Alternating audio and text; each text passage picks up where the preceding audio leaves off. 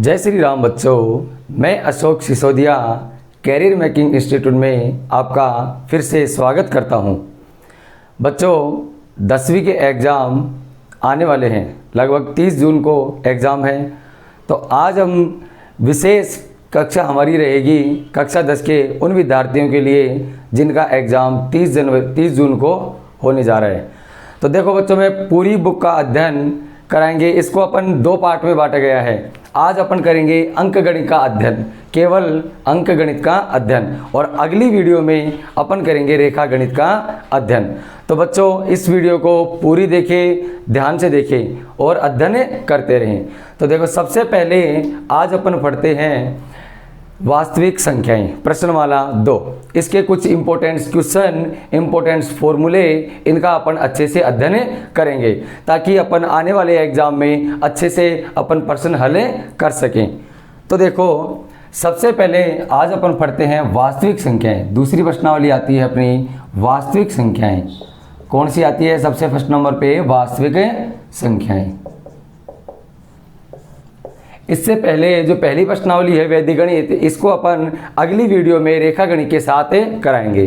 तो यहाँ देखो, वास्तविक संख्याएं हैं। ध्यान रखना, एग्जाम में ये 3 नंबर की आती है, कभी 4 नंबर की भी आ सकती है।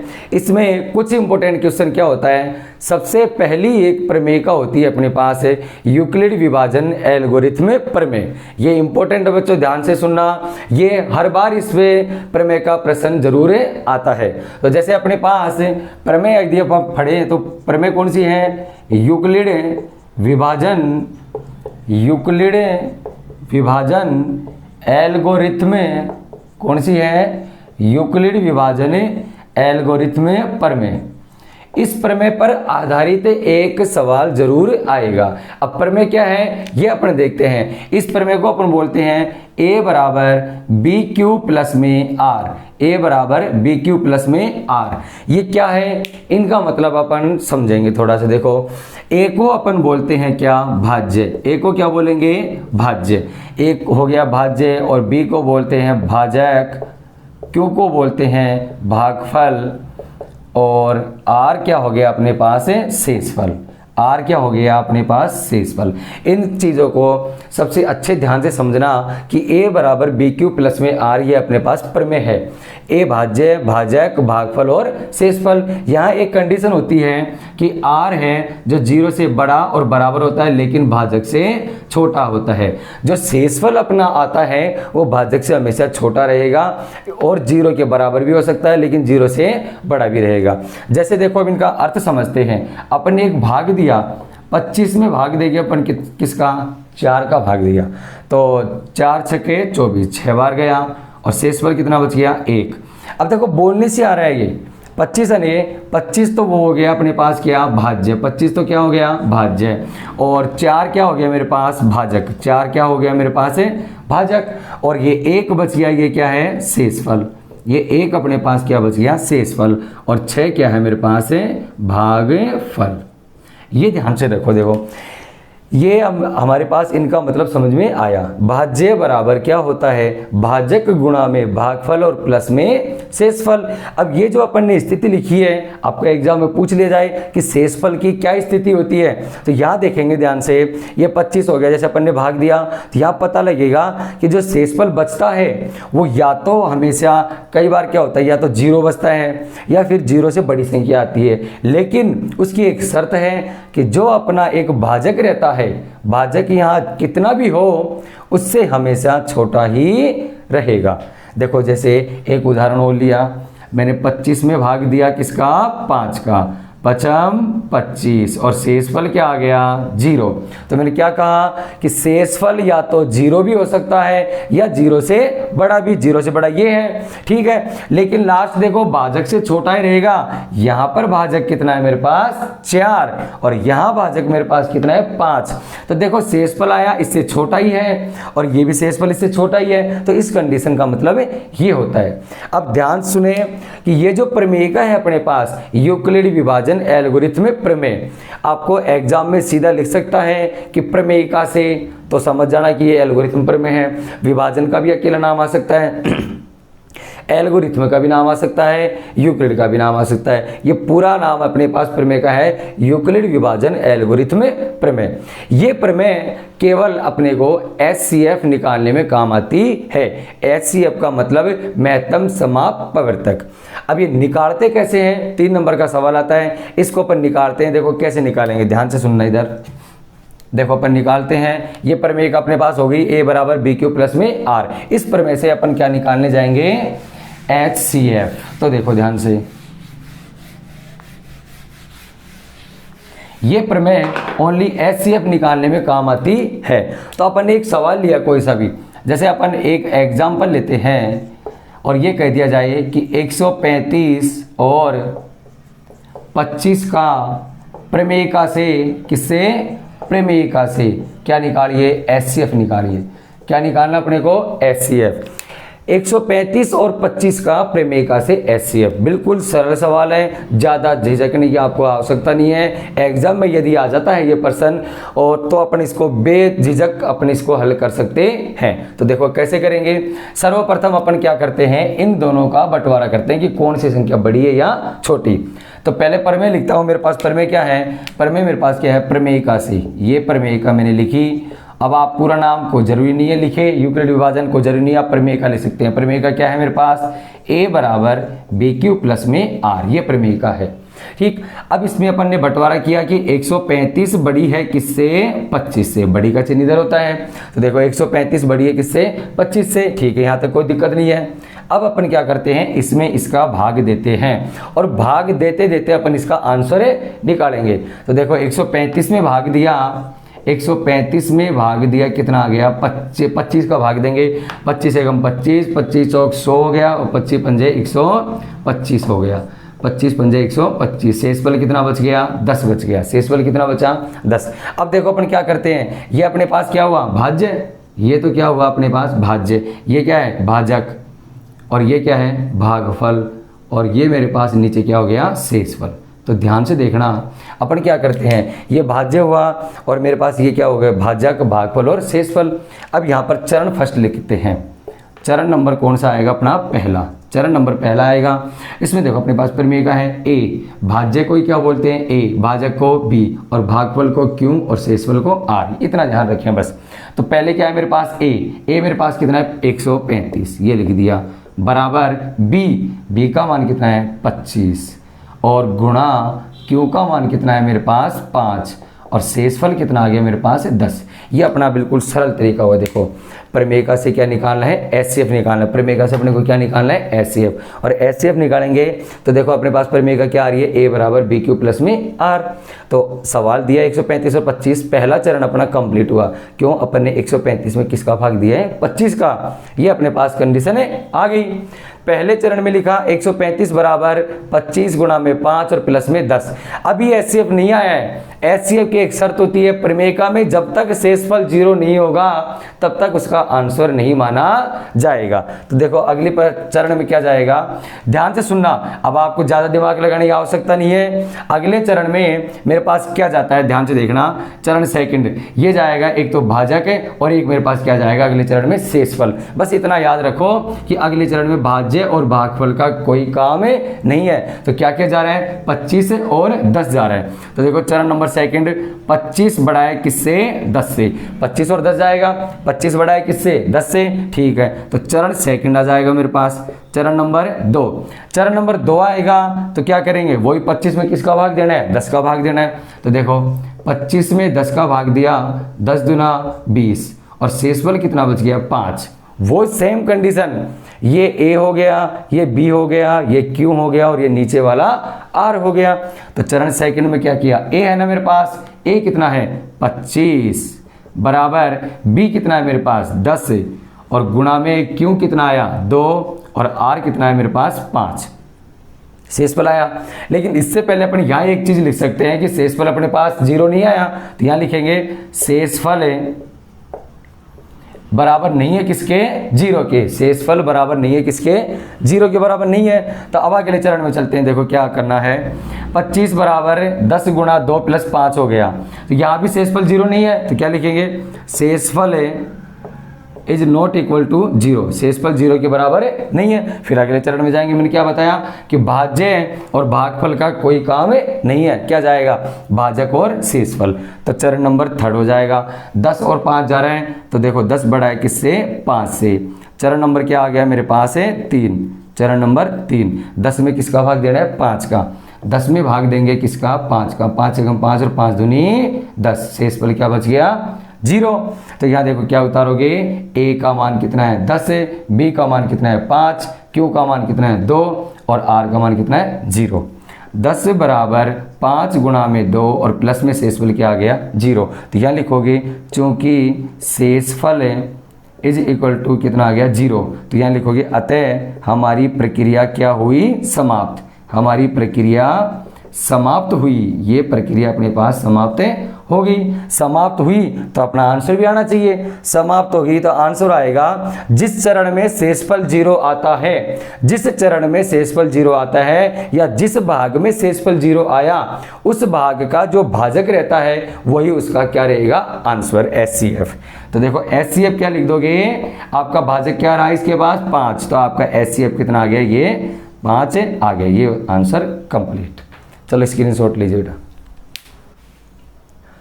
तो बच्चों देखो ये प्रमेय से HCF अपने को समझ में आ गया होगा। बड़ी अच्छे से ध्यान से करके आना, बिल्कुल सरल सवाल है, कोई झिझक नहीं करना, अपने को बढ़िया सवाल करके आएंगे। अब देखो ये HCF निकालना अपने पास प्रमेय से हो गया, लेकिन यदि प्रमेय से नहीं करवाए और आपको कह दे कि अभाज्य गुणनखंड विधि से इसको हल कीजिए, देखो ध्यान से देखो, जैसे ये कह दिया जाए कि अभाज्य गुणनखंड विधि से, तो ये तो प्रमेय से होगी, लेकिन एक चीज याद रखना, अगर अपने को 2 ही पूर्णांक दिया गया है, 2 ही संख्या दी गई है, तो उनका केवल अपन प्रमेय से निकाल सकते हैं, 3 का नहीं निकाल सकते। जैसे अपन ने एक एग्जाम्पल लिया और आपको सवाल दे दिया जाए कि अभाज्य गुणनखंड विधि से, कौन सी विधि से, अभाज्य गुणनखंड विधि से किसको हल कीजिए।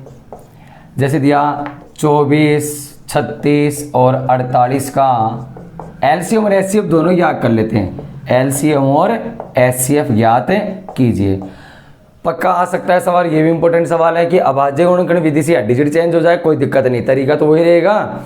अभाज्य गुणनखंड विधि से अपने को क्या निकालनी है, एलसीएम और एचसीएफ। तो देखो सबसे पहले क्या करते हैं अपन 24 का अभाज्य गुणनखंड करते हैं, उसके बाद किसका करेंगे 36 का, और इधर किसका करेंगे 48 का। तो देखो 2 का भाग दिया कितना आ गया मेरे पास 12, यहाँ 6 आया, यहाँ 3 आया और यहाँ पर 1 आया। ठीक है, आगे देखो 2 का दिया कितना आ गया 18, 2 का दिया 9 और 3 का दिया 3 बार और 3 का दिया 1 बार। ठीक है, उसके बाद 2 का भाग देंगे कितनी बार गया 24 बार, ये आ गया 12, ये आ गया 6 और 2 तिया 6 और 3 एकम 3।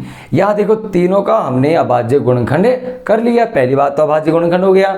अब इस विधि से अपने को एलसीएम और एचसीएफ निकालना है। तो देखो सबसे पहले अपन इनको लिखते हैं 24, उसके बाद आएगा 36 और उसके बाद कितना है 48। 24 का कितना आया 2 गुणा 2 गुणा 2 यानी 2 की पावर 3 और गुणा में 3 की पावर 1। उसके बाद कितना है 2 की पावर 2 और 3 की पावर कितना आ गया मेरे पास है 2। यहाँ कितना आया 1 2 3 4, 2 की पावर कितना आया 4 और 3 की पावर ओनली 1। ये अपना इतना सा काम अपने को करना है। इसके बाद अब अपन निकालेंगे एलसीएम और एचसीएफ। क्या क्या निकालेंगे एलसीएम और एचसीएफ। तो पहले निकलता है बच्चों एचसीएफ। क्या निकलता है एचसीएफ निकलता है। एचसीएफ होता है कि वह कॉमन मान, वह तीनों में समान आना चाहिए, तीनों में जिसका आधार समान मिले। देखो ये आधार होता है और ये क्या होती है घात, तो आधार समान मिलना चाहिए। आधार समान मिल गया 2, लेकिन तीनों में सबसे कम घात कौन सी है 2 की पावर 2। तो ये ऐसे आ गया मेरे पास 2 की पावर 2 और गुणा में 3 को भी देख लेते हैं। 3 आधार समान है, यहाँ देखो घात सबसे कम 1 ही है ना, केवल 3 की पावर 1। तो देखो ये हो गया 3 की घात 1, तो 2 दूनी 4 गुणा में 3 बराबर 12। इसका एचसीएफ आ गया। एलसीएम पूछता है तो कैसे करेंगे एलसीएम अधिकतम घात, चाहे वो कॉमन आए चाहे नहीं आए। तो देखो यहाँ पर कॉमन आ रहे हैं, अधिकतम घात कितनी है 2 की घात 4। अधिकतम घात मेरे पास कितनी है 2 की घात 4 और इधर भी अधिकतम घात कितनी है 3 की घात 2। 3 की घात 2, ये इसका एलसीएम आ गया। 2 को 4 बार गुणा करेंगे, 2 दूनी 4, ये हो गया 4 बार अपन गुणा करेंगे और 3 को कितनी बार करेंगे 2 बार। कितना आ गया 2 दूनी 4 दूनी 8 दूनी 16, 16 और 3 तिया 9, 16 नाम 144। ठीक है, ये 144 का एलसीएम आ गया। देखो बिल्कुल सिंपल सवाल है भी। अभाज्य गुणनखंड विधि से आपको पूछ सकता है। तो देखो एचसीएफ और एलसीएम निकाला, ये अपने पास गुणनखंड हो गए और ये एचसीएफ और एलसीएम निकाल लिया। क्लियर है बच्चों? तो उतारिए इसको। देखो बच्चों ये भी आपको समझ में आ गया। अब ये देखो एचसीएफ और एलसीएम में अभाज्य गुणनखंड विधि से जो था वो क्लियर हो गया।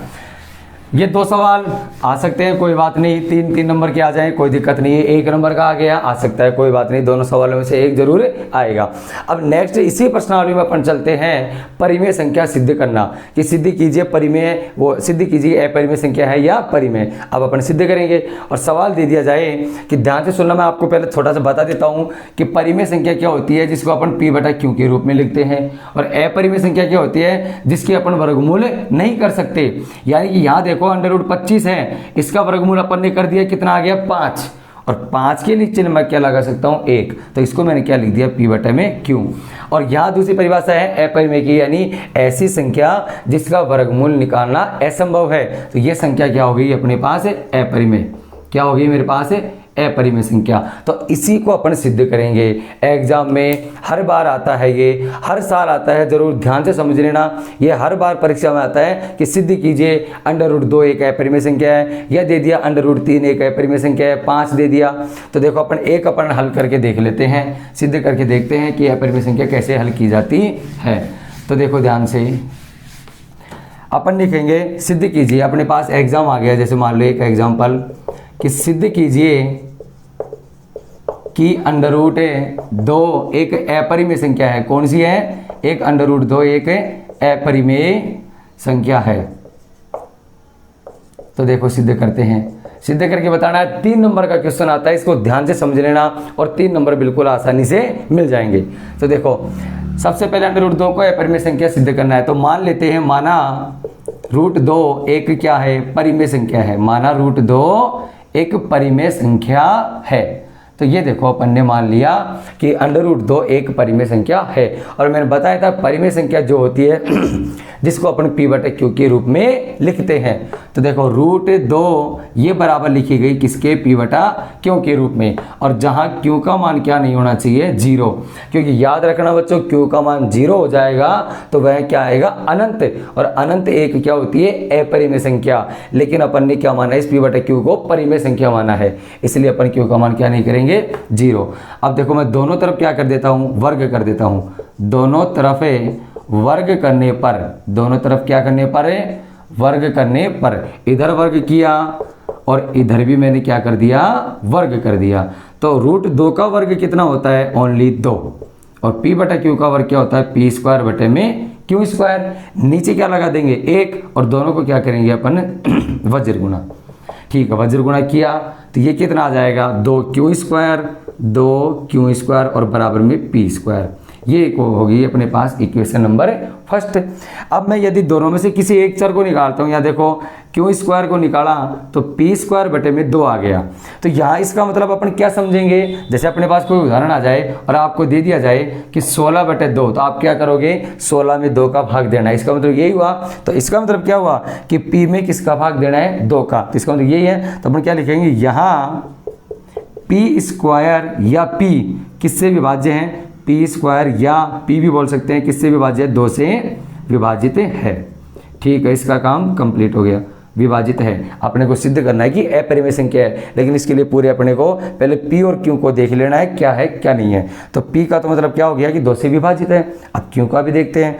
तो माना, ध्यान से देखना, माना p = 2r, एक r अपन मान लेते हैं अन्य पूर्णांक। r को क्या मान लिया, अन्य पूर्णांक मान लिया।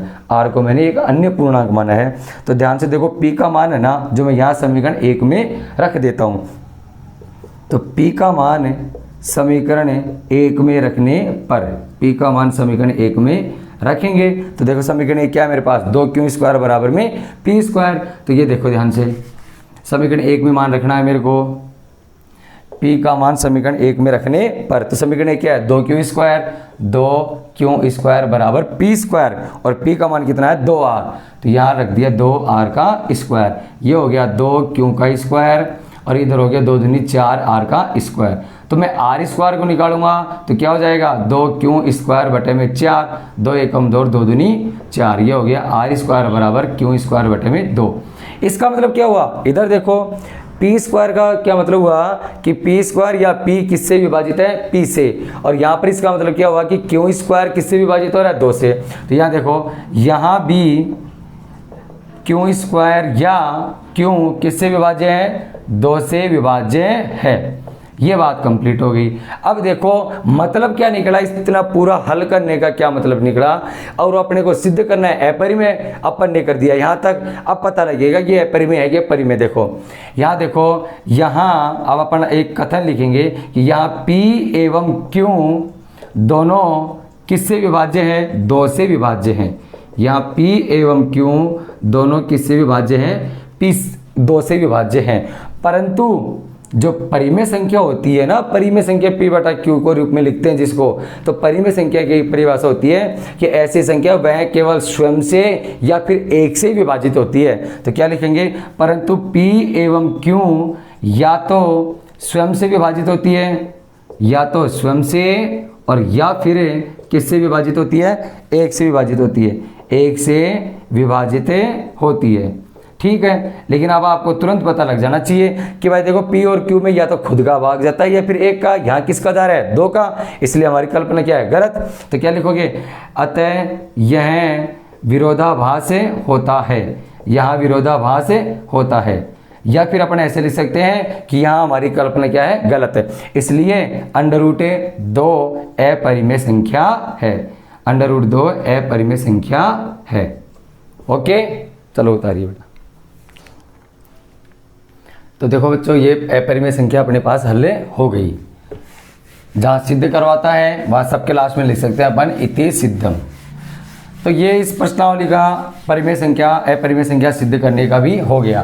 3 नंबर के सवाल आते हैं। यहाँ देखो अब एक लास्ट सवाल, इसका एक लास्ट तरीका हो रहा है जो 1 नंबर का अक्सर पूछ लेता है, शांत और अशांत। तो देखो कैसे पूछते हैं, अपने को जांच करनी है। अपन पढ़ेंगे, थोड़ा सा टॉपिक है ये शांत और अशांत। तो ध्यान से देखना शांत और अशांत क्या होता है क्या नहीं होता। जैसे आपको एक एग्जाम्पल दे दिया कि बताइए 17/8 है, शांत है या अशांत। आपको 1 नंबर का सवाल दे दिया कि परिमेय संख्या 17/8 को ज्ञात कीजिए, शांत या अशांत। तो देखो क्या करते हैं अपन, इसका जो अंश है, अंश होता है ऊपर वाला और हर होता है नीचे वाला।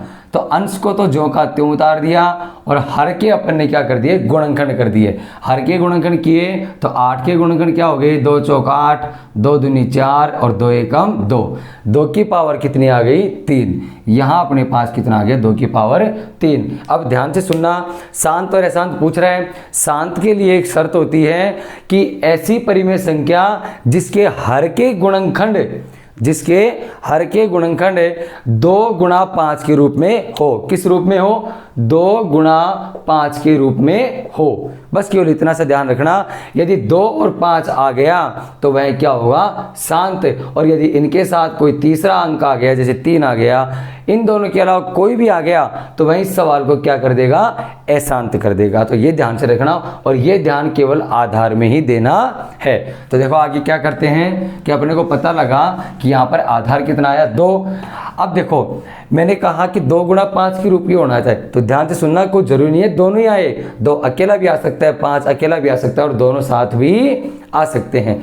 तो इसका मतलब ये क्या हुआ कि ये कौन सा है, दशमलव प्रसार है, शांत है। कौन सा है, शांत। जैसे अगला एग्जाम्पल लिया और आपको कह दिया जाए कि 17/7 का आप बताइए शांत है या अशांत। तो 7 का गुणनखंड करेंगे, 7 का गुणनखंड केवल यही होता है, 7 में 7 का भाग दिया एक बार। तो देखो क्या लिखेंगे, 17/7 ही लिखेंगे। और मैंने आपको क्या बताया कि यहाँ पर आधार 2 या 5 होना चाहिए। तो देखो यहाँ पर नहीं है, तो अपन इसको क्या लिख देंगे, अशांत। क्या लिख देंगे अपन इसको, अशांत। लेकिन एक विशेष बात सुनना, कई बार एग्जाम्पल में ऐसा आ जाता है, जैसे आपको दे दिया 6/15, क्या दे दिया 6/15। अब आप हल करने जा रहे हो, 6 का 6 छोड़ दिया और 15 जो है 15 का अपन ने गुणनखंड किया, 3 पंजे 15 और 5 एकम 5, तो 3 और 5 आ गए, तो क्या समझोगे, अब आपके दिमाग में तुरंत आएगा कि ये तो क्या है, अशांत प्रवृत्ति है। कौन सी है, अशांत है। और नहीं तो ये आपका सवाल बिल्कुल गलत हो जाएगा। कैसे, अपन 3 को काट सकते हैं ना, 3 एकम 3 और 3 दूनी 6, तो ऊपर लिख सकते हैं 2 और नीचे आ सकता है 5। तो ये क्या बन गया मेरे पास है, शांत बन गया। क्या बन गया ये, शांत, क्योंकि आधार मेरे पास कितना आ गया 5, और मैंने पहले कहा है जिसका आधार 2 गुणा 5 के रूप में आए वह क्या होती है, एक शांत होती है, अन्यथा अशांत। अब आगे इसी में सवाल आ जाए, सवाल कैसे आएगा सुनना, बिना लंबी विभाजन प्रक्रिया किए शांत दशमलव प्रसार निकालिए, या अशांत का तो निकलेगा नहीं, क्या पूछेगा, बिना लंबी विभाजन प्रक्रिया किए दशमलव प्रसार निकालिए यदि वह क्या हो, शांत हो। तो ध्यान से सुनना, अब ये बिना लंबी विभाजन प्रक्रिया ये क्या है, इसका मतलब ये है कि बिना भाग दिए। भाई अपन दशमलव प्रसार तो इसका भी निकाल सकते हैं, 17 में 8 का भाग दिया निकाल दिया, 17 में 7 का भाग दिया निकाल सकते हैं, लेकिन इसने कहा है बिना भाग दिए आप केवल शांत अशांत दशमलव प्रसार निकालिए। तो देखो अपन कैसे निकालते हैं, ध्यान से देखना। जैसे एग्जाम्पल दिया अपने को एक है, वही ले लेते हैं 17/8। तो इसने क्या कहा, 3 नंबर का आ सकता है ये भी, अभी तक तो 1 नंबर का पूछता है, अगर बड़ा दे दिया मान लो 1 में 2 दे दिया तो 3 नंबर का अपने आप हो जाएगा। तो यहाँ देखो पहले अपन इसकी जांच करते हैं, शांत है या अशांत। शांत होगा तो दशमलव प्रसार ज्ञात करेंगे, अन्यथा नहीं ज्ञात करेंगे। देखो तो अभी अपन ने किया 17 में क्या हो गया, 2 की पावर 3 हो गया ना, ये क्या है मेरे पास, शांत। ठीक है, शांत हो गया ना। अब इसका दशमलव प्रसार निकालते हैं, दशमलव प्रसार, दशमलव प्रसार। अब दशमलव प्रसार कैसे निकालेंगे, ध्यान से सुनना। 17/2 की घात 3 है, यहाँ दोनों का आना आवश्यक है। जितना 2 आ गया उतना ही 5 का भी आना हो सकता है। नहीं आया मेरे पास, मैं लगाऊंगा खुद 5 की पावर 3 से अंश व हर को गुणा करने पर। क्या लिखेंगे, 5 की पावर 3 को अंश व हर से गुणा करने पर, अंश व हर से गुणा करने पर गुणा करते हैं।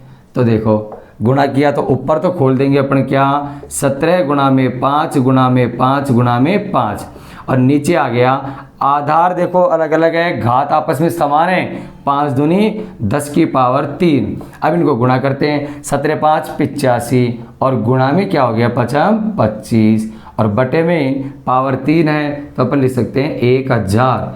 तो देखो 25 पंजे 125, हासिल आ गई कितनी 12 और 25 अंटे 200 और ये होगी 212 और बटे में क्या है 1000। तो अब भाग देंगे, कितना जीरो है 3 छोड़ के पॉइंट लगा देंगे 2.125। ये इसका दशमलव प्रसार आ गया। यदि सवाल होता अपने पास अशांत का और दे दिया जाता कि बताइए दशमलव प्रसार इसका क्या होगा और आपको दे दिया 3/7, तो ये पहले आप क्या लिख दोगे, यह क्या है अशांत है, इसका दशमलव प्रसार बिना लंबी विभाजन प्रक्रिया के बिना नहीं आ सकता। उतारिए इसको। तो देखो बच्चों, ये अपने पास हो गई दूसरी प्रश्नमाला वास्तविक संख्याएं। इनमें से सवाल 101% आएगा ज़रूर, इसका अच्छे से अध्ययन करें। अब अगली प्रश्नावली है अपने पास शून्य ज्ञात करने वाली प्रश्नावली है बहुपद। प्रश्नमाला का नाम क्या है, बहुपद। इसमें से भी एक प्रश्न जरूर आता है, देखो 3 नंबर का। जैसे अपने पास प्रश्नमाला ले बहुपद है और बहुपद में सबसे पहले देगा शून्य ज्ञात कीजिए, शून्य ज्ञात करना और इनके मध्य सत्यता की जांच करना। तो देखो जैसे अपन पास सवाल आ गया, सबसे पहले ये ले लेते हैं अपन, ये आ गया 2x² प्लस में क्या ले लेते हैं, जैसे ये लिया 7x प्लस में 6 और इसमें ये कह दिया जाए कि निम्नलिखित समीकरण में शून्य ज्ञात कीजिए और शून्य के एवं गुणांकों की मध्य सत्यता की जांच कीजिए।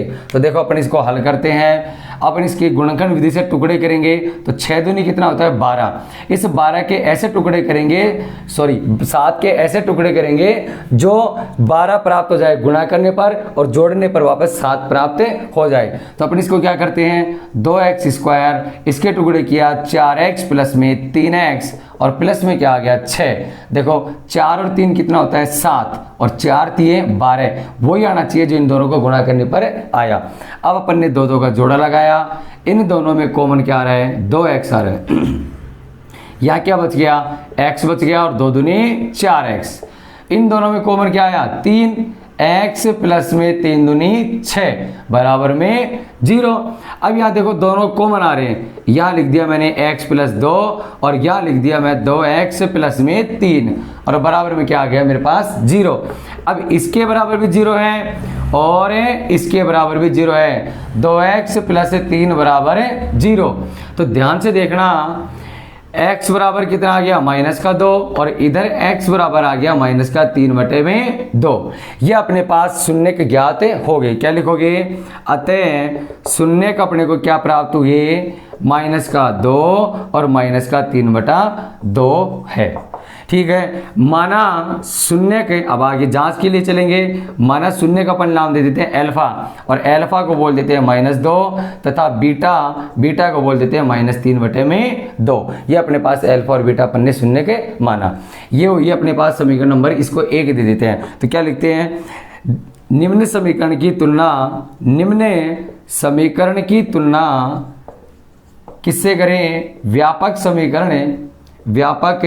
समीकरण अपने पास व्यापक समीकरण होती है ax² plus bx plus c बराबर 0 से करने पर। किससे करने पर, ax² plus bx plus c बराबर 0 से करने पर। ध्यान से समझना बेटा, 3 नंबर का सवाल जरूर आता है ये। या ये हल कर दिया मैंने, शून्य निकाल दिए। अब इसकी अपन जांच करेंगे। तो जांच के लिए क्या करेंगे, पहले तुलना करेंगे। तो यहाँ देखो a का मान मेरे पास कितना हो गया, 2, a बराबर में 2 आ गया, b का मान कितना आ गया मेरे पास 7 और c का मान मेरे पास कितना आ गया 6। तो अब अपन जांच करते हैं। तो जांच के लिए देखो ध्यान से, सत्यता की जांच करते हैं और जांच में सबसे पहले आएगा शून्यकों का योग। इसका फॉर्मूला है -b/a। तो शून्य के मेरे पास क्या क्या थे, अल्फा और बीटा। तो अल्फा प्लस में बीटा कर दिया और इधर -b कितना है मेरे पास 7 और a कितना है मेरे पास 2, ये 7/2। यहाँ देखो अल्फा कितना है मेरे पास -2 और ये कितना है मेरे पास -3/2। इधर कितना है -7/2। नीचे क्या लगाया, 1 लघुत्तम आया 2, 2 दूनी 4 और -7/2।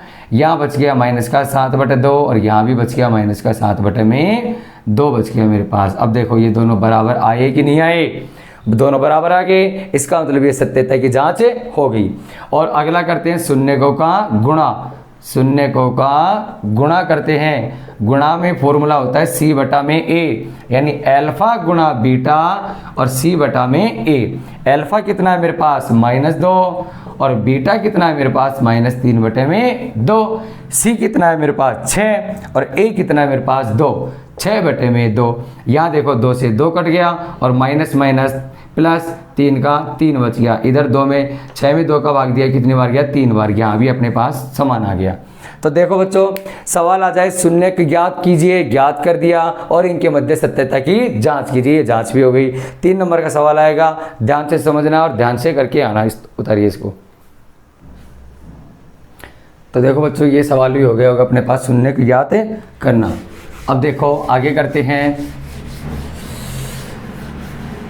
अगला सवाल है, अपन करेंगे भाग, ओनली भाग करना सीखेंगे। देखो आपको दे दिया जाए कि निम्न भाग ज्ञात कीजिए और भागफल और शेषफल निकालिए। जैसे आपको दे दिया f(x) is equal to 2x² plus 6x plus में 2 और gx आपको दे दिया जाए x प्लस में 2। fx का मतलब होता है भाज्य और gx का मतलब होता है भागफल, यानी इसमें अपने को इसका भाग देना है। देखो बेटा, ये पिछले वर्ष आया है, उससे पिछले वर्ष भी आया है, भाग जरूर आता है अपने पास एक। तो इसको ध्यान से समझेंगे। अब अपन इसमें इसका भाग देंगे। तो ध्यान से देखना, 2x² प्लस में 6x प्लस में 2 और इसमें भाग देना है किसका, x प्लस 2 का। तो ध्यान से देखिए, आप इसमें भाग देंगे तो सबसे पहले अपने को केवल और केवल 3 बातों का ध्यान रखना होता है। एक तो ध्यान रखना, सबसे पहले चिन्ह का ध्यान रखते हैं, उसके बाद ध्यान रखते हैं घात का और उसके बाद ध्यान रखें किसका, अंक का। किसका बात ध्यान रखेंगे, 3 चीज़ों को ध्यान रखना, भाग अपने पास बिल्कुल क्लियर हो जाएगा। ध्यान से देखो, सबसे पहले अपने पास x है इधर और इधर है 2x स्क्वायर। सबसे पहले मैंने किसका ध्यान कहा, चिन्ह का। यदि चिन्ह दोनों तरफ समान है, यहाँ भी चिन्ह किसका है, प्लस का, और यहाँ भी चिन्ह किसका है, प्लस का, तो आंसर भी अपने पास किस में आएगा, प्लस में ही आएगा। उसके बाद घात है, यहाँ देखो घात है, घात कितनी है यहाँ पर, x है, x की घात कितनी है 1, और यहाँ पर x की घात कितनी है 2, तो x की घात 1 और यहाँ पर x की घात 2 है, कितनी घात कम पड़ रही है, ओनली x की घात 1, वो लगा दिया अपन ने। आगे देखो अंक देखते हैं, यहाँ पर अंक कितना है 1 और यहाँ पर अंक कितना है 2, तो 2 में 1 का भाग देंगे तो कितनी बार जाएगा, 2 बार जाएगा, कोई दिक्कत नहीं। यहाँ 3 चीज़ों का ध्यान दिया, उसके बाद अपने पास 2x से आ गया। अब देखो ये पद ज्यों का त्यों उतार देंगे, कोई दिक्कत नहीं है, बेझिझक ऐसे कैसे उतार दो। अब देखते हैं आगे, इस 2x को इस x से गुणा किया, 2x गुणा में x क्या आएगा, 2x का स्क्वायर, तो यहाँ लगा देंगे 2x को x से गुणा करेंगे, क्या आ जाएगा अपने पास, 2x का स्क्वायर आ गया यहाँ पर, कोई दिक्कत नहीं है, इसको तो लगा दिया। अब अपन क्या करते हैं, इस 2x को 2 से गुणा किया तो 2 दूनी 4x हो गया, कितना हो गया मेरे पास है 4x, यहाँ लगा देंगे 2 दूनी 4x। अब आगे कोई पद नहीं है, इस 2x को दोनों से गुणा किया, मैंने जो का त्यों उतारा, इसको गुणा करने पर प्राप्त हुआ, लेकिन 2x को 2 से किया, 2 दूनी 4x। अब कर दूंगा मैं चिन्ह परिवर्तन, तो ये दोनों तो कट गई और 6 में से 4 गया तो क्या बच गया 2x, प्लस में क्या आ गया 2। अब वापस भाग देंगे तो वही बातों का ध्यान रखना है, पहला ध्यान किसका रखना है, चिन्ह का ध्यान रखना है, यहाँ पर चिन्ह प्लस का, यहाँ भी चिन्ह प्लस का, तो उत्तर भी किसका आएगा अपने पास है, प्लस का उत्तर आएगा। उसके बाद घात, यहाँ घात कितनी है 1 और यहाँ भी घात कितनी है 1, तो घात समान है, कोई नहीं आएगा।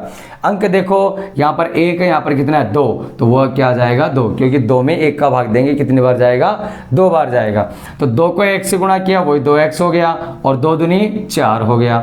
ये माइनस दोनों कट गए, ये आ गया माइनस का 2, तो आप क्या लिखोगे, अतः भागफल तो अपने पास कितना आया बेटा, भागफल तो आया 2x प्लस में 2 और शेषफल आया मेरे पास कितना, माइनस का 2। ये अपने को 3 नंबर का सवाल जरूर पूछता है। ये भाग हो गया, सीधा उतारिए इसको। तो देखो बच्चों ये भाग भी अपने पास हल हो गया। आगे चलते हैं, अब आता है इस प्रश्नमाला में गुणनखंड करना। अब गुणनखंड करते हैं, जैसे एक विधि आती है अपने पास, पूर्ण वर्ग बनाने की विधि से हल कीजिए। अब पूर्ण वर्ग बनाने की विधि से हल करते हैं तो ध्यान से देखना, इधर सवाल आ गया मेरे पास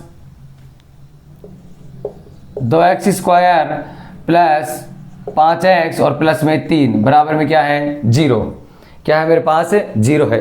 इसको केवल अपन हल करेंगे आज किससे, पूर्ण वर्ग विधि से। किससे हल करेंगे, पूर्ण वर्ग विधि से। एग्जाम में आ जाए कि पूर्ण वर्ग बनाने की विधि से निम्न द्विघात समीकरण को हल कीजिए, तो सबसे पहले देखो अपन उतारते हैं, यहाँ से आंसर करना स्टार्ट करेंगे और एक तरफ तो चर राशि रखेंगे और एक तरफ अपन क्या कर देंगे, अचर राशि। क्या कर देंगे, अचर राशि कर देंगे। तो ध्यान से देखो, चर राशि एक तरफ और अचर राशि एक तरफ। यहाँ एक्स स्क्वायर अगले पद में क्या करेंगे, अकेला चाहिए तो 2 को नीचे कर देंगे, ये हो गया 5/2x या बराबर माइनस का 3/2, या लिख देंगे दोनों पक्षों में किसका भाग देने पर, 2 का भाग देने पर। ये आ गया अपने पास। अब आगे क्या करते हैं, देखो यहां लिखेंगे x का गुणांक 5/2 आया है। x का गुणांक 5/2 ही है ना, का आधा। अब 5/2 का आधा करूंगा तो क्या आएगा 5/4। आधा 5/4 है, इसका मैं वर्ग करता हूं तो वर्ग क्या होगा 5/4 का स्क्वायर। दोनों तरफ जोड़ने पर, दोनों तरफ क्या करने पर, जोड़ने पर, दोनों तरफ जोड़ने जा रहा हूं मैं इसको। तो देखो इसको दोनों तरफ उतार देंगे, क्या आ जाएगा x स्क्वायर प्लस 5/2x और प्लस में क्या आ गया मेरे पास है 5/4 का होल स्क्वायर, और इधर भी जोड़ा -3/2 और 5/4 का होल स्क्वायर। ठीक है, ये तो क्या बन गया अपने पास, ज़्यादा अपन दिमाग कुछ नहीं लगाएंगे, सीधा कोष्टक उतारो, इस x को उतारा और प्लस में क्या आ रहा है मेरे पास है 5/4 का होल स्क्वायर। ये प्लस कहाँ से आया, इसके पास में जो चिन्ह रहेगा वो ये चिन्ह यहाँ उतर देगा। उसके बाद अपन क्या करेंगे माइनस का 3/2 और ये हो गया 5×5 25 और बटे 4×4 16। तो देखो ध्यान से x प्लस 5/4 का स्क्वायर, इन दोनों का एलसीएम ले कितना आया 16, 8 दूनी 16, ये हो गया 8 तिया 24, और ये प्लस 16 में 16 का भाग दिया एक बार, 25 से कम 25, ये आ गया ओनली 25। अब देखते हैं क्या करते हैं, x प्लस 5/4 का स्क्वायर, 25 में से 24 गया तो क्या बच गया 1 और बटे में 16, स्क्वायर हटाऊंगा तो इधर क्या लग जाएगा x प्लस 5/4 अंडर रूट लग गया 1/16 प्लस माइनस का। अब 1 का वर्गमूल क्या होता है 1, और 16 का वर्गमूल कितना होता है 4। तो अपन आगे क्या करते हैं, यहाँ पर x प्लस 5/4, x प्लस 5/4 बराबर प्लस माइनस 1/4। 1 का वर्गमूल 1 आया, 16 का कितना है 4। अब एक बार प्लस ले लेते हैं, तो x प्लस 5/4 बराबर क्या ले लिया प्लस का 1/4, इधर भेजा तो 1/4 माइनस 5/4, दोनों का एलसीएम आया, कितना आ गया 1 माइनस 5। उसके बाद किया तो x का मान कितना आ गया -4/4 बराबर माइनस का 1। और सेकंड यदि अपन ले लेते हैं x प्लस 5/4 बराबर माइनस का 1/4, तो ये हो गया माइनस का 1/4 और माइनस का 5/4, वही लघुत्तम लिया कितना है 4 माइनस का 1 और माइनस का 5, ये हो गया माइनस का 6/4, और कितना हो गया 2 तिया 6 और 2 दूनी 4। तो यहाँ देखो x का मान 1 तो आया 1, और यहाँ x का मान कितना है -3/2। ये कौन सी विधि से हुआ, पूर्ण वर्ग बनाने की विधि से। उतारिए इसको भी। तो देखो बच्चों ये हो गया पूर्ण वर्ग बनाने की विधि से हल। अब यदि इसी सवाल को अपन एक विधि और है श्रीधर आचार्य या द्विघाती सूत्र से, तो देखो इसको भी अपन हल कर लेते हैं। ये देखो नेक्स्ट सवाल अपने पास है, नेक्स्ट विधि है श्रीधर आचार्य।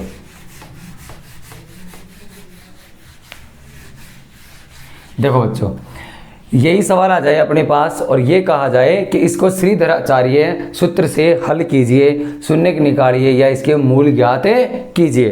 तो देखो ध्यान से देखना, श्रीधराचार्य सूत्र से अपन हल करेंगे तो सबसे पहले अपने पास ये समीकरण है, इस लिखेंगे इस समीकरण की तुलना किससे करने पर, व्यापक समीकरण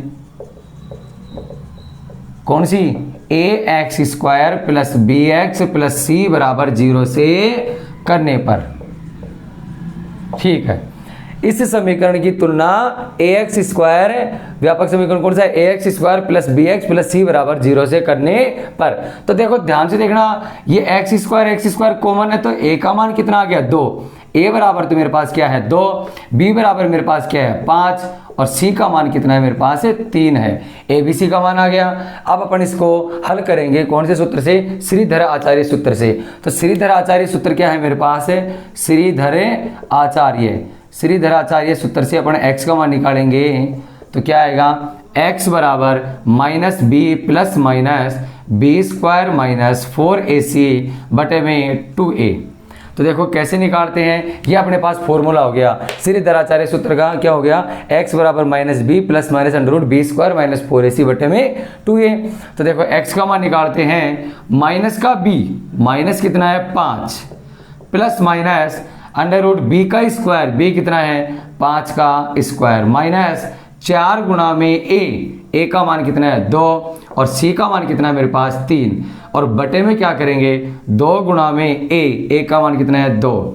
तो देखो x बराबर क्या करते हैं -5 प्लस माइनस 25 आ गया, और 3 दूनी 6, 6 चौका 24 आ गया, और बटे में क्या है 2 दूनी 4। तो अपन आप आगे क्या करेंगे, x बराबर -5 प्लस माइनस 25 में से 24 गया तो √1, और बटे में क्या आ रहा है 4 आ रहा है। x का मान कितना आया -5 प्लस माइनस इसका वर्गमूल कितना हो गया 1, और बटे में क्या आ रहा है 4। अब यहाँ देखो प्लस और माइनस आए हैं, इसका मतलब 2 मूल प्राप्त होंगे। और याद रखना एक बात, यदि समीकरण द्विघात है, जिसके घात 2 है उसके आंसर 2 ही आएंगे।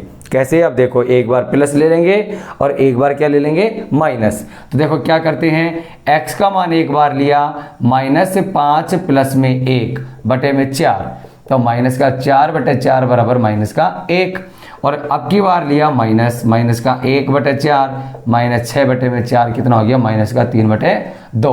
तो ध्यान रहे पिछले सवाल में मैंने पूर्ण वर्ग से किया तो भी यही आंसर आए, और इसी सवाल को श्रीधर आचार्य सूत्र से किया तो भी यही आंसर आए। तो ध्यान से सुनना, द्विघात समीकरण उसको चाहे साधारण गुणनखंड से हल करें, चाहे पूर्ण वर्ग से हल करें, और चाहे अपन किससे हल करें, श्रीधर आचार्य से, तीनों में आंसर सेम ही आएगा। तो घबराना नहीं है, ये 3 नंबर का सवाल आ सकता है, बिल्कुल आसानी से आप करके आएंगे। उतारिए। तो देखो बच्चों, ये सवाल भी अपना हल हो गया। अब ये प्रश्नमाला खत्म होती है, अब नेक्स्ट प्रश्नमाला के अपन कुछ देखते हैं। सवाल देखो,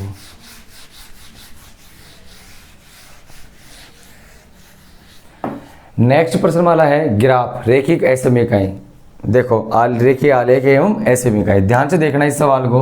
और ये 6 नंबर का हर बार अवश्य 101% आता है, ग्राफ वाला सवाल, इसको ध्यान से देखने।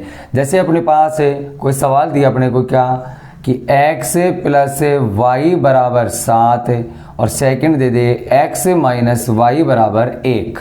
ये अपने को 2 समीकरण दे दिया और ये कह दे कि निम्न को ग्राफीय विधि से हल कीजिए और हल की प्रकृति भी बताइए। 2 चीजें एक साथ पूछ लिया।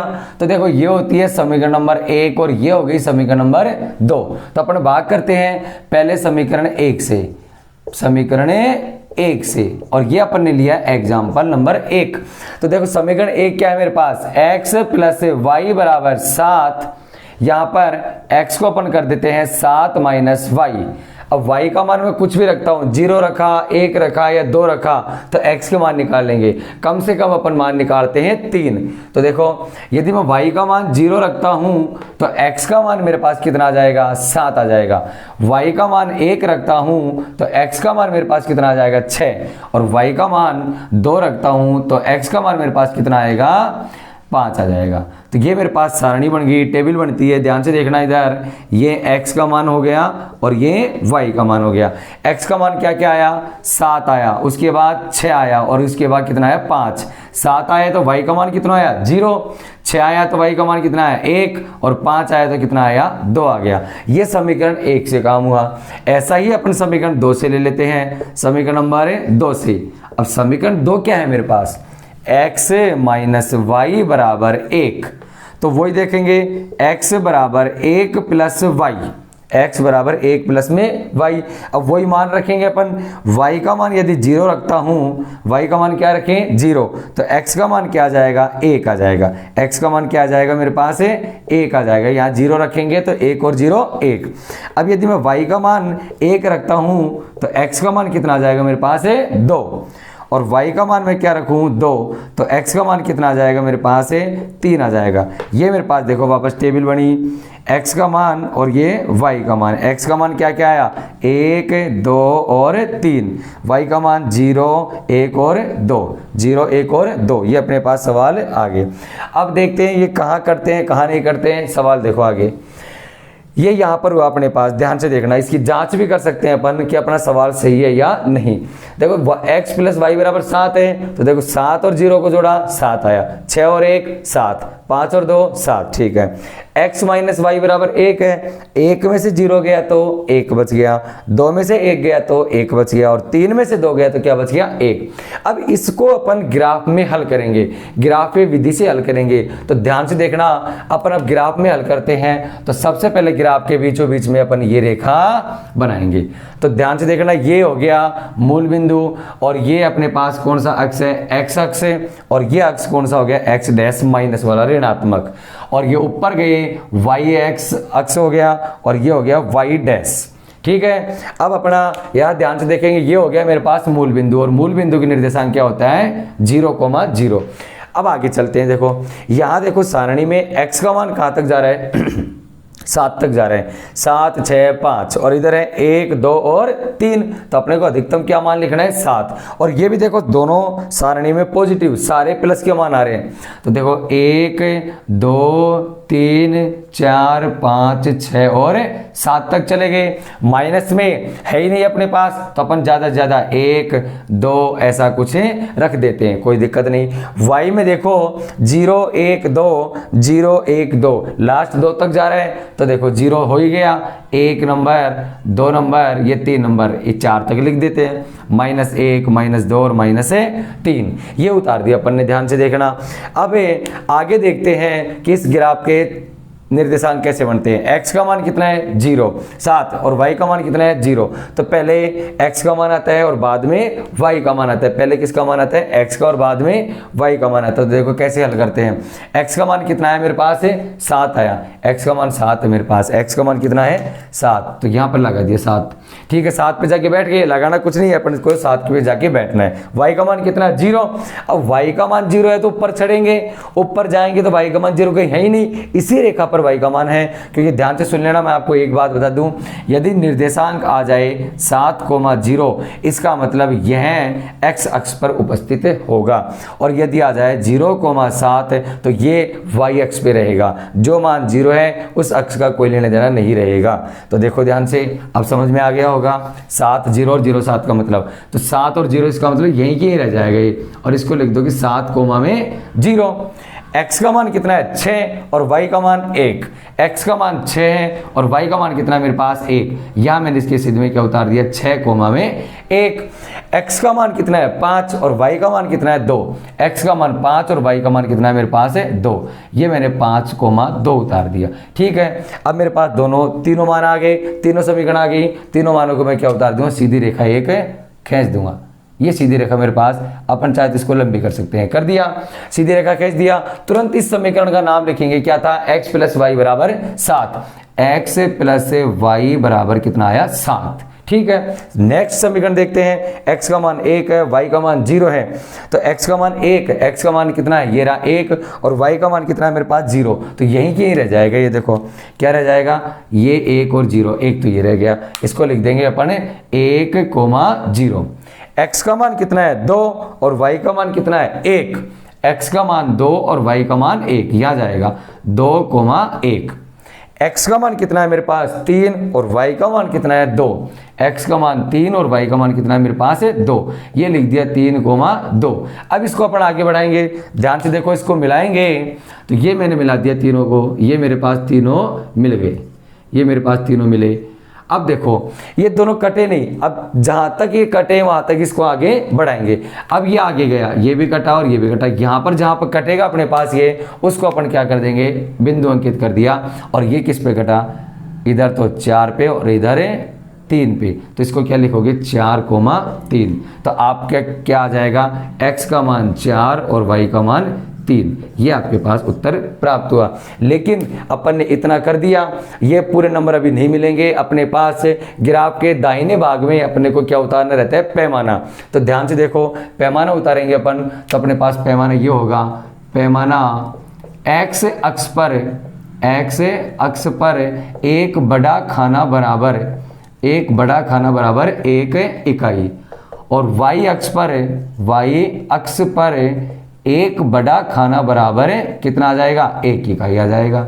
ये देखो अपना सवाल है कंप्लीट, किस पे कटा है 4 और 3 पे, ये अपना ग्राफ कंप्लीट हुआ। लेकिन इसने ये पूछा है आगे कि इस हल की प्रकृति ज्ञात कीजिए, तो देखो मैं आपको बता देता हूँ, तो ध्यान से देखना। अपने पास एक व्यापक समीकरण होता है a1x + b1y + c1 बराबर 0, या ऐसे कर सकते हैं a1x + b1y बराबर c1 और इधर a2x + b2y बराबर c2।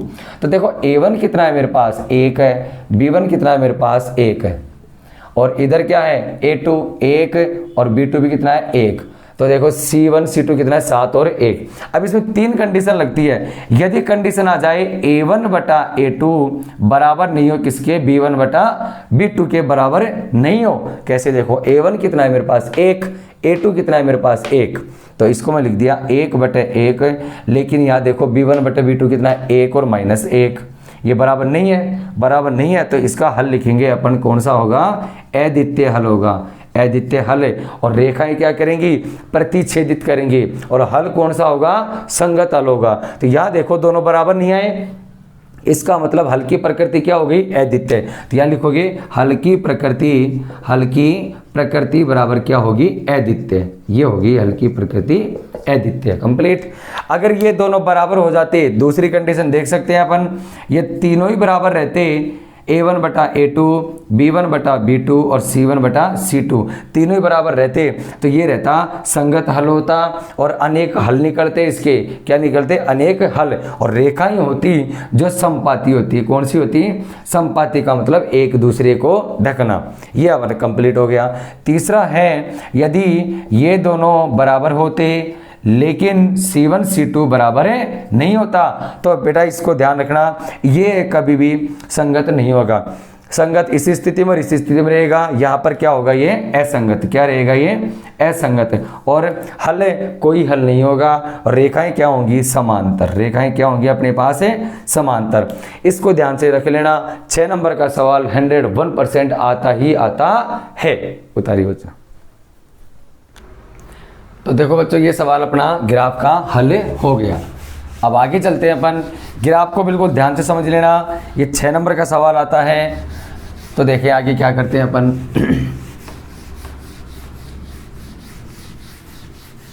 ये ग्राफ का सवाल कंप्लीट होता हुआ आगे चलते हैं अपन। देखो जैसे एक सवाल आ जाए अपने पास, अब छायांकित भाग निकालते हैं। देखो छायांकित भाग कैसे निकालते हैं, जैसे ये दे दिया x plus 2y is greater than equal to 0। ऐसा कोई सवाल आ गया कि निम्न असमीका से छायांकित भाग ज्ञात कीजिए। तो देखो ध्यान से देखना, ये अपने पास एक उदाहरण है, असमीका है। इसको अपन क्या चेंज करेंगे, समीकरण के रूप में। इसे समीकरण में बदलने पर, किस में बदलने पर, समीकरण में बदलने पर इसे समीकरण में बदलेंगे। तो देखो x प्लस 2y बराबर में क्या हो गया, 0 हो गया। x प्लस में 2y बराबर में क्या हो गया, 0। तो अपन देखो y का मान 0 रखते हैं। y का मान यदि 0 रखा तो x का मान क्या आ जाएगा मेरे पास है 0, और x का मान 0 रखता हूं तो y का मान भी क्या आ जाएगा 0। लेकिन आप ध्यान रखना 0 0 पे ग्राफ कहीं नहीं कटेगा। अब अपन इसको क्या करते हैं, y का मान 1 रख के देखते हैं। क्या रखते हैं अपन, y का मान 1 रखेंगे तो x का मान आ जाएगा मेरे पास है -2, और x का मान क्या रखूंगा, 1 रखूंगा। x का मान क्या रखूंगा, 1, तो y का मान क्या आ जाएगा मेरे पास है -1/2। देखो 1 रखा और प्लस में 2y बराबर 0, उधर चला गया माइनस का, 2y बराबर माइनस, तो y का मान क्या आ गया -1/2। तो ध्यान से देखो, अब अपने ग्राफ को कटने की जगह मिल गई। जैसे अब अपन छायांकित भाग बनाएंगे ग्राफ में, तो देखो अपन ने ये बनाया छोटा सा, और ये हो गया मूल बिंदु, ये क्या हो गया मेरे पास x, और ये हो गया x डैश, ये हो गया y, और ये हो गया मेरे पास है y डैश, और ये मूल बिंदु है अपने पास 0 1 2 3, इधर हो गया -1 -2, और ये हो गया 1 2 3, -1 -2 -3। तो देखो ध्यान से, x का मान कितना है -2 और y का मान कितना है 1। x का मान -2 और y का मान कितना है 1, यहाँ आ जाएगा। x का मान कितना है 1 और y का मान -1/2। x का मान 1 और y का मान -1/2, 1 -1/2, और ये हो गया क्या, कितना 1 और -2 और 1। अब ये देखो, ये मूल बिंदु से गुजर रही है। ये रेखा कहाँ से गुजरेगी, मूल बिंदु से गुजरेगी। मूल बिंदु से गुजरेगी क्योंकि x का मान 0 और y का मान 0 रखे, मूल बिंदु से गुजरेगी, तो ये अपना ये रेखा मूल बिंदु से गुजर गई। अब इसका छायांकित भाग देखते हैं, तो ध्यान से देखना, x plus 2y is greater then 0 है। तो यहाँ पर x और y का मान 0 रख देते हैं। x का मान भी 0 और y का मान भी क्या रख दिया 0, तो 0 प्लस में 2 गुणा 0 is greater than equal to 0। 0 बराबर है किसके, 0 के। तो ये समीकरण क्या कर रही है, संतुष्ट कर रही है। समीकरण क्या कर रही है, ये संतुष्ट। तो अपना छायांकित भाग आ जाएगा ये वाला। बिल्कुल क्लियर है सवाल, छोटा सा सवाल है, यहाँ पर इसको हल कर देना। ये अधिकतर अभी तक तो आया नहीं, आ जाए तो अपन हल कर देंगे। उतारिए इसको। तो देखो बच्चों, ये हो गया छायांकित भाग अपने पास कंप्लीट। आगे चलते हैं, ये प्रश्नमाला 4 खत्म होती हुई। अब प्रश्नमाला 5 है, प्रश्नमाला 5 है अपने पास समांतर श्रेणी, और इसका अध्ययन अपन पिछली 3 वीडियो में करेंगे। अगर आपने 3 वीडियो नहीं देखी है तो आई बटन पर क्लिक कीजिए ताकि आपको तीनों वीडियो वो मिल जाए, और उसमें इंपॉर्टेंट क्वेश्चन भी है, उसको ध्यान से समझना। अब करते अपन आती है अपने पास छठी प्रश्नावली त्रिकोणमितीय अनुपात। अब त्रिकोणमितीय अनुपात में सबसे फर्स्ट नंबर पे अपने को सारणी बनाना आना चाहिए। तो देखो अपन पहले सारणी बनाना सीख लेते हैं, और देखो छोटा सा काम है, बिल्कुल ज़्यादा हार्ड नहीं है, सारणी बनाना सीखने हैं। और देखो सारणी में अपने पास क्या क्या होता है, इधर तो लिखते हैं त्रिकोणमितीय अनुपात साइन थीटा, और उसके बाद आता है कोस थीटा, उसके बाद आता है tan theta, sine cos tan coat और सेक, और ये हो गया कोसेक। क्या हो गया मेरे पास है कोसेक थीटा। अब देखो कैसे मान निकलते हैं। पहला मान निकलता है 0 डिग्री पर, उसके बाद आता है 30 डिग्री, उसके बाद आता है 45 डिग्री, और उसके बाद 60 डिग्री, और लास्ट में 90 डिग्री। अब ध्यान से देखना, ये सारणी अपन बनाएंगे तो देखो सबसे बढ़िया तरीका सारणी बनाने का, देखो ध्यान से, अपने पास एक रेखा है, यहाँ से 0 से स्टार्ट किया और लास्ट में कहाँ तक चलती है 1 तक, और 1 का आधा करेंगे तो क्या हो गया 1/2, उसका भी आधा किया तो 1/4, और यहाँ पर हो गया 3/4। बस इतना याद रखना है सारणी बनाते समय कि 1/0, 1/4, 1/2, 3/4 और 1, इतना याद रखें, बाकी सारणी अपनी पूरी कंप्लीट हो जाएगी। कैसे, अब इन सब का मैं क्या लगा दूंगा, वर्गमूल लगा दूंगा। इन सब के क्या लगा दिया मैंने, वर्गमूल। तो बताओ 0 का वर्गमूल कितना होता है 0, 0 का वर्गमूल 0। 1/4 का क्या होता है 1/2, उसके बाद 1/2 का कितना होता है, 1 का तो 1 होता है, और 2 का √2। 3 का कितना होता है √3, और 4 का कितना होता है मेरे पास है 2। उसके बाद देखो 1 का वर्गमूल कितना होता है 1। बस केवल और केवल एक मान अपने को ध्यान रखना है, बाकी मान सारे इसी से आ जाएंगे। देखो लाइन खींचा अपने, उसके बाद देखो उल्टा कर दो इसका विपरीत, यहाँ 1 है यहाँ आ गया, उसके बाद √3/2, और उसके बाद आ गया 1/2, इधर चला गया 1/2, और इधर आ गया क्या 0। अब देखो ये भी अपना मान कंप्लीट हो गया, ठीक है, मान कंप्लीट हो गया। अब आता है टेन थीटा, अपने पास क्या आता है टेन थीटा आता है। अब टेन का डायरेक्ट तो निकाल नहीं सकते, अपन केवल 6 सर्वे समीकरण पढ़ते हैं, 6 अनुपात पढ़ते हैं। देखो क्या होता है, ये होता है अपने पास साइन थीटा को अपन बोलते हैं 1/कोसेक थीटा, और कोस थीटा को बोलते हैं 1/सेक थीटा, और टेन थीटा को बोलते हैं साइन थीटा बटे कोस थीटा, या फिर बोल देते हैं अपन 1/कोट थीटा। उसके बाद कोट आता है, कोट को बोलते हैं कोस थीटा बटे साइन थीटा, और यह बोल देते हैं 1/टेन थीटा।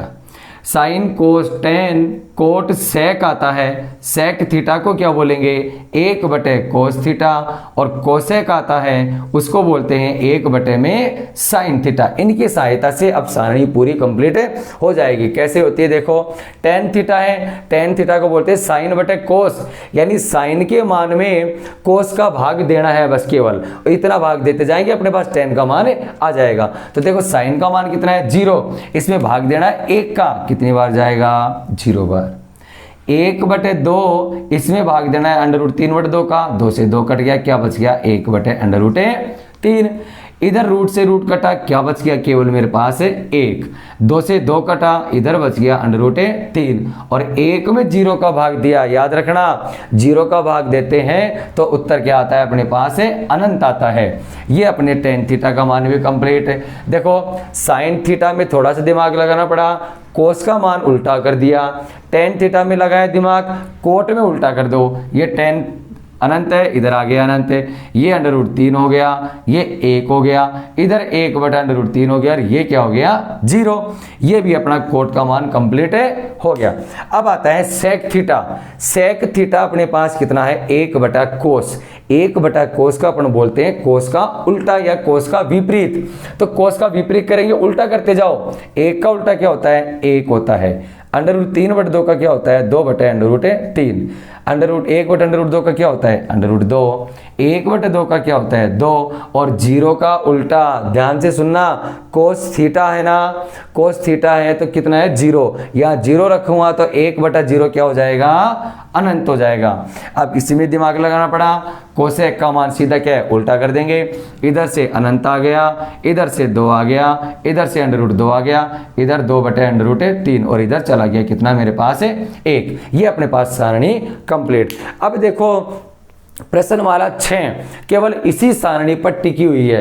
प्रश्नमाला 6 में सारणी को याद रखो और सारे सवाल हल करते जाएं। जैसे अपने पास एक एग्जांपल दे दिया अपने को कि हल कीजिए, बस इतना आएगा, थीटा का मान देगा अपने को, यहाँ पर 30 दे दिया, 45 दे दिया, अपने को हल करना है। जैसे दिया कि हल कीजिए sin 45 से कोस 45 का मान ज्ञात कीजिए। तो देखो कैसे करते हैं, अपन क्या करेंगे, अपने को यदि याद है sin 45 का मान और कोस 45 का मान, तो इसको अपन तुरंत हल कर देंगे। कैसे, sin 45, साइन में 45 का मान कितना है 1/√2 गुणा कोस में 45 का मान कितना है, कोस में 45 का मान कितना है 1/√2।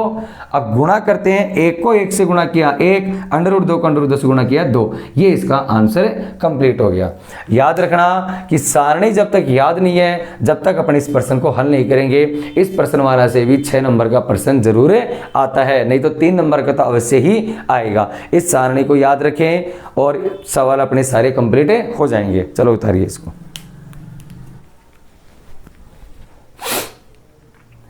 तो देखो बच्चों, ये सारणी भी अपनी कंप्लीट हो गई होगी। अब ये प्रश्नमाला 6 जो पूरी है इस सारणी पर ही बनी हुई है, तो सारणी कंप्लीट, तो अपनी पूरी प्रश्नमाला 6 हो जाएगी क्या, कंप्लीट। अब प्रश्नमाला 7 आती है, इसमें याद रखना प्रश्नमाला 7 में 6 नंबर का क्वेश्चन अवश्य आएगा और इस प्रश्नमाला 7 का नाम है सर्वसमीका। सर्वसमीका अपने को हल करनी होती है, तो इसके लिए अपन 3 बातों का ये ध्यान रखेंगे। केवल 3 सर्वसमीका है मेरे पास। एक तो है sin² थीटा प्लस कोस² थीटा बराबर 1 होता है, और दूसरा मान है क्या होता है sec² theta minus tan² theta बराबर क्या होता है 1, और तीसरा होता है cosec² theta minus cot² theta बराबर भी क्या होता है 1। यदि ये 3 सर्वसमीका अपने को याद हैं, तो इस पूरी प्रश्नावली में कैसा भी सवाल आ जाए उनको अपन हल कर सकते हैं। इन्हीं से सारे सूत्र बनते जाएंगे। जैसे मैंने एक उदाहरण के तौर पे लिया कि आपको पूछ लिया जाए कि 1 माइनस cos² थीटा बराबर क्या होता है, तो तुरंत आपके दिमाग में आना चाहिए, इसका पक्षांतरण किया तो क्या बन गया sin² थीटा। इस सर्वसमीकाओं से अपन इस पूरी प्रश्नावली को हल कर सकते हैं। जैसे अपन इन तीनों सूत्रों का उपयोग में लिया। अब जैसे अपन एक उदाहरण लेते हैं, उदाहरण है अपने पास, कोई भी उदाहरण ले लिया, देखो ध्यान से, 1/1 प्लस साइन थीटा और प्लस 1/1 माइनस साइन थीटा को आपको सिद्ध करवा ले 2 sec² थीटा। ये सिद्ध करवा ले छोटा सा सवाल। तो देखो कैसे करते हैं, याद रखना एक बात, 6 नंबर आपको जब भी मिलेंगे जब अपने को तीनों सर्वसमीका याद हैं। और ध्यान से सुनना, सबसे छोटा अनुपात साइन और कोस में अपन सबसे पहले इनको चेंज करेंगे, उसके बाद अपने पास सर्वसमीका हल हो जाएगी। देखो कैसे करते हैं, यहाँ साइन और कोस में चेंज किया हुआ है, इन दोनों का एलसीएम लिया तो 1 प्लस साइन थीटा आ गया और इधर आ गया 1 माइनस साइन थीटा। तो देखिए क्या करते हैं, 1 प्लस से प्लस कट गया, 1 माइनस साइन हो गया, और प्लस से 1 माइनस साइन से 1 माइनस साइन कटेगा, क्या बचेगा 1 प्लस का साइन बच गया।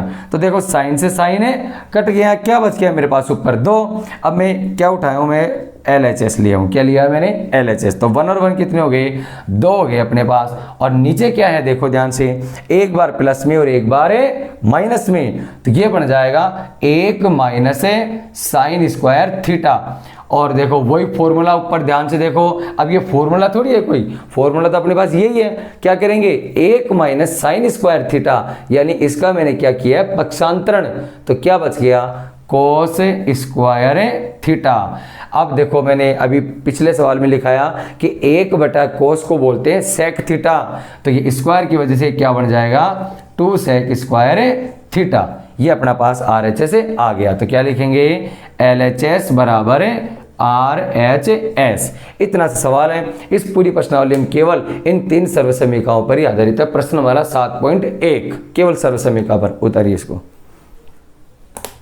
तो देखो बच्चों, ये प्रश्नमाला 7.1 हो गई। अब 7.2 में कुछ इंपॉर्टेंट है, देखो ध्यान से देखना। 7.2 में अपने को बस एक चीज़ याद रखनी है कि अपने पास 6 अनुपात आते हैं। देखो साइन 90 माइनस थीटा, इसको बोलते हैं कोस थीटा। और दूसरा आता है कोस 90 माइनस थीटा, इसको बोलते हैं साइन थीटा। तीसरा आता है ten 90 minus theta, ten 90 minus theta, उसको बोलते हैं कोट थीटा। और चौथा है मेरे पास कोट 90 माइनस थीटा बराबर टेन थीटा। उसके बाद आता है पांचवा सेक 90 माइनस थीटा, और वो होता है कोसेक थीटा। और उसके बाद लास्ट आता है कोसेक 90 माइनस थीटा बराबर में सेक थीटा। तो ध्यान से देखना, प्रश्न हमारा 7.2, उसमें 1 नंबर का प्रश्न आएगा कि अपन को अनुपातों में चेंज करना होगा। तो जैसे आपको एक एग्जांपल दे दिया जाए कि सवाल हल कीजिए, टेन 49 बटे क्या दे दिया अपने को, कोट 41 दे दिया। क्या दे दिया, कोट 41। हल कीजिए, क्या मान आएगा। तो ध्यान से देखो एक बात है, टेन थीटा है, ये टेन थीटा है। इस टेन थीटा को मैं ये लिख सकता हूँ कोट 90 माइनस थीटा। तो देखो टेन थीटा को मैंने क्या लिखा, कोट 90 माइनस थीटा। थीटा कितना है, 49, और बटे में क्या चल रहा है, कोट 41। कोट 41, केवल एक को परिवर्तन करना है, बस एक को परिवर्तन कर दिया। तो देखो कोट 90 में से 49 गया तो क्या बच गया, कोट 41, और बटे में भी क्या आ रहा है, कोट 41। दोनों कट गए, क्या मान आ गया मेरे पास, 1 आ गया। इतने इजी सवाल हैं, 1 नंबर का सवाल अवश्य आता है। तो इन 6 के 6 सूत्रों को ध्यान में रखते हुए ऐसे सवाल जब आ जाएं, कैसे, जिनके मान सारणी में नहीं हो, वो इस विधि से हल हो जाएंगे। तुरंत टेन थीटा की जगह चेंज कर दो, कोट 90 माइनस थीटा, 90 में से घटा दिया 41 बच गया, नीचे भी 41 है, दोनों कट गए बराबर 1 आ गया। देखो ये सिंपल सवाल प्रश्नमाला 7 खत्म होती हुई। अब अपनी अगली प्रश्नमाला है ऊंचाई एवं दूरी, हाइट एंड डिस्टेंस। इसको देखते हैं, ध्यान से देखना। अपने पास प्रश्नमाला आती है 8 आगे। देखो बस इसमें अपन एक चीज़ का ध्यान रखेंगे, उन्नयन कोण, अवनमन कोण, दृष्टि रेखा जो भी है वो अपन याद होना चाहिए कि सबसे पहले ये है क्या चीज़। तो देखो ध्यान से देखना, ये अपन जो यहाँ खड़े हैं, यदि अपनी दृष्टि रेखा ऊपर की तरफ जा रही है, दृष्टि रेखा ऊपर की तरफ जा रही है, तो इसका मतलब ये कौन सा कोण बना रही है, उन्नयन कोण। कौन सा कोण बनेगा, ये उन्नयन कोण। ये हो गया उन्नयन कोण, जो भी है उन्नयन कोण हो गया। अच्छा ये हो गया उन्नयन कोण। यदि अपन ऊपर से नीचे देखेंगे, देखो पहली बात तो क्या हुआ, नीचे से ऊपर देखना उन्नयन कोण हो गया, और ऊपर से नीचे देखेंगे तो वो कहलाता है कौन सा, अवनमन कोण। क्या कहलाता है वो, अवनमन कोण। बस ये 2 चीज याद रखना। उन्नयन कोण क्या होता है, नीचे से ऊपर देखना। दृष्टि रेखा यदि अपनी ऊपर है तो उन्नयन कोण, और दृष्टि रेखा यदि नीचे है तो वो क्या होगा, अवनमन कोण। बस इतना से याद रहे। जैसे आपको सवाल दे दिया कि एक व्यक्ति, क्या दे दिया कि एक पेड़ है, देखो ध्यान से देखना, एक खंबा है जिसकी लंबाई कितनी है, 10 मीटर है, ठीक है, और वह उसकी परछाई की लंबाई कितनी है मेरे पास, 10 मीटर है। परछाई भी कितनी होगी, 10 मीटर। और पूछ ले कोण ज्ञात कीजिए। क्या ज्ञात कीजिए, उन्नयन कोण ज्ञात कीजिए। तो माना उन्नयन कोण कितना है, माना उन्नयन कोण कितना है अपने पास थीटा है। माना उन्नयन कोण क्या दे रखा है, थीटा है, ठीक है। अब अपन क्या करेंगे कि थीटा का मान कितना आ रहा है। तो देखो ये हो गया मेरे पास लंब, ये त्रिभुज है मेरे पास, समकोण त्रिभुज ABC, लंब हो गया, और ये क्या हो गया मेरे पास, आधार, और ये क्या है मेरे पास, कर्ण। तो ध्यान से सुनना, ये लंब है, ये आधार, और ये क्या है, कर्ण। तो देखो माना उन्नयन कोण क्या है मेरे पास, थीटा। थीटा के सामने वाला लंब हो गया, ये क्या हो गया, आधार। अब लंब और आधार दे रखा है तो इनसे भाग कर लेंगे, लंब बटे में आधार। लंब बटे आधार को क्या बोलते हैं, टेन थीटा। ये देखो कहां से पता लगेगा, साइन थीटा को बोलते हैं लंब बटे में कर्ण, और कोस थीटा को बोलते हैं क्या, आधार बटे में कर्ण। और उसके बाद हो गया टेन थीटा, टेन थीटा को बोलते हैं लंब बटे आधार, और कोट हो गया आधार बटे में लंब, और उसके बाद कोट सेक हो गया, सेक थीटा हो गया कितना, कर्ण बटे में आधार, और उसके बाद कोसेक हो गया कितना, कर्ण बटे में लंब। ये ध्यान में अपने रखेंगे, इनसे अपन सारे सवाल निकाल लेंगे। कैसे आएगा, tan थीटा हो गया ना, तो ध्यान से देखो लंब बटा आधार को क्या बोलते हैं, लंब बटा आधार को tan थीटा। लंब कितना है 10, आधार कितना है मेरे पास 10 बराबर tan थीटा। 10 में 10 का भाग दिया कितना आया 1। अब याद करो tan थीटा की सारणी में एक मान किसका आया था, tan 45 का, तो मैं इसको लिख दिया tan 45 और इधर लिख दिया tan थीटा। tan से tan कट गया, ये आ गया थीटा की वैल्यू कितनी आ गई 45 डिग्री। थीटा की वैल्यू कितनी आई मेरे पास है 45 डिग्री। ये अपने पास ऊंचाई एवं दूरी संबंधी ये सवाल आते हैं। बस केवल दो बातों का ध्यान रखना है कि उन्नयन कोण क्या होता है और अवनमन कोण क्या होता है। उन्नयन कोण क्या होगा, नीचे से ऊपर देखना, दृष्टि रेखा यदि ऊपर है तो उन्नयन कोण और दृष्टि रेखा नीचे है तो क्या हो गया अवनमन कोण। चलो इनको भी उतारिए। तो देखो बच्चों, ये 8वीं प्रश्नावली ऊंचाई एवं दूरी से संबंधित कुछ आपको बेसिक नॉलेज मिल गया। तो ध्यान रहे जब तक उन्नयन कोण और अवनमन कोण अपने को नहीं पता रहेगा तब तक अपन सवाल हल नहीं कर सकते। अब मैंने कहा था शुरू में कि आज अपन केवल अंकगणित का अध्ययन करेंगे, तो देखो अब आती है ज्योमेट्री, ज्यामिति वाली प्रश्नावली, उसका अपन अगली वीडियो में अध्ययन करेंगे। तो देखो अब लास्ट एक टॉपिक है केंद्रीय प्रवृत्ति के माप, प्रश्नमाला। ये है अपने पास प्रश्नमाला 17वीं प्रश्नावली है, देखो 17 है केंद्रीय प्रवृत्ति एवं उसके माप। इसमें देखो ध्यान से देखना, कुछ चीजें बस अपने को कुछ फॉर्मूले याद रखने हैं। पहला एक फॉर्मूला आता है समांतर माध्य। क्या फॉर्मूला आता है, समांतर माध्य ज्ञात करने का फॉर्मूला है आंकड़ों का योग बटे आंकड़ों की संख्या। आंकड़ों का योग बटे आंकड़ों की क्या आ जाएगी, संख्या आ जाएगी। तो देखो आंकड़ों की संख्या, ये ऐसे समांतर माध्य निकलेगा। एक उसके बाद माध्य निकालते हैं ना, तो ध्यान से देखना, माध्य जब निकालते हैं तो माध्य निकालने की 3 विधि होती है। पहली विधि होती है कौन सी, प्रत्यक्ष विधि। पहली विधि कौन सी होती है, प्रत्यक्ष विधि। यदि आपको प्रत्यक्ष विधि से माध्य निकलवाए तो इसका फॉर्मूला होगा सिग्मा fi xi बटे सिग्मा fi और गुणा में ओनली सिग्मा fi xi होता है ना। और दूसरा आपको पूछ लिया जाए कल्पित माध्य विधि से, क्या पूछे, कल्पित माध्य से आपको पूछ लिया जाए माध्य निकालना, तो उसका फॉर्मूला होता है a plus sigma fi di बटे सिग्मा fi गुणा में h। और तीसरा आपको पूछा जाए पग विचलन विधि से, पग विचलन विधि से, तो अपने पास पग विचलन से माध्य निकालेंगे तो a plus sigma fi ui बटे सिग्मा fi और गुणा में h आ जाता है। बस इतना याद रखें, ये माध्य ज्ञात करने का सूत्र हो गया। इसके बाद माध्य ज्ञात करते हैं और माध्यक में मैंने आपको 3 फॉर्मूले बताए रखे हैं। देखो ध्यान से क्या होता है, यदि पदों की संख्या अपने पास सम होती है, क्या होती है पदों की संख्या सम, तो माध्य ज्ञात करने का फॉर्मूला क्या होता है, माध्य ज्ञात करने का फॉर्मूला होता है n बटे 2 वा पद और प्लस n बटा 2 प्लस 1 वा पद और बटे में क्या आता है मेरे पास 2। यदि माध्यक में पदों की संख्या क्या हो विषम, तो माध्य कैसे निकलता है n प्लस 1 बटे 2 वा पद, ये हो गया।